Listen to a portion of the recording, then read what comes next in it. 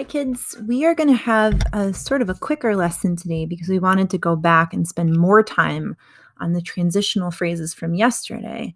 But this is just a brief thing about when do you start a new paragraph. So paragraphs, as you probably know, are when you stop one part and go on to the next and you indent to show that something is changing. But there are actually guidelines for when you do this. So here are places to start a new paragraph. One is when you switch to a new place or scene. If you change your place, change the paragraph. So imagine if you're watching a TV show, the character is in her bedroom and then she's at school, that would be a new paragraph. Then she's at school and then she's out on the playground, that would be a new paragraph. So when the setting changes, indent, hit enter, go to the next paragraph. Second place you would do it is always when someone starts talking or thinking, a new speaker, the rule is new speaker, new paragraph. And I'll show you an example of this in just a moment. So dialogue, new paragraph. Third place, transitions. If there's a big jump in time, right? Later that day, after dinner. So when you added those transitional phrases, that's a great place to break and have it be a new paragraph. And then finally, you might just do it for dramatic effect.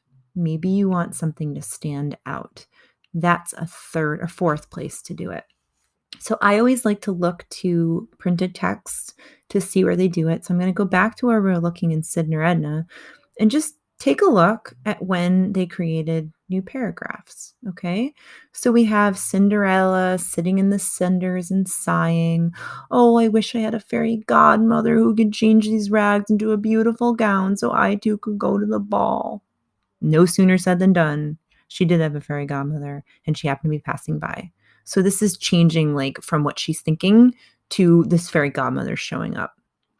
Here we go down a little bit further. We have Cinderella at the ball and she's dancing and swaying a little bit.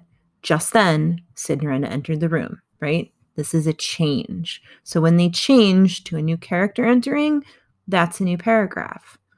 Right here, they're saying it's Randolph's princely duty to greet everyone, so he came over to say hello. "What's it like being a prince?" Edna asked to make conversation. Edna's talking. New paragraph. "Quite fantastic," said the prince. New speaker, new paragraph. All right. And then when I go down, we'll see another place, right? Here we have somebody's at Cinderella's house. Suddenly, Randolph noticed this. Okay. So we're noticing all of these different places. The setting changes, we make a new paragraph. Someone speaks or thinks, new paragraph. Jump in time, new paragraph. Or if you just want for dramatic effect, it's a new paragraph. So when I was going into my piece, right, I have us going to the playground. We get there. That's a new paragraph.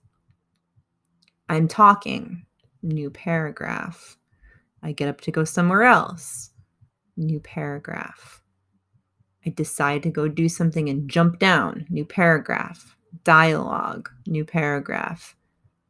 Other speaker, new paragraph. Other speaker, new paragraph. So in your piece, I want you to go in, look for these 4 things, and every time you do one of them, make it a new paragraph.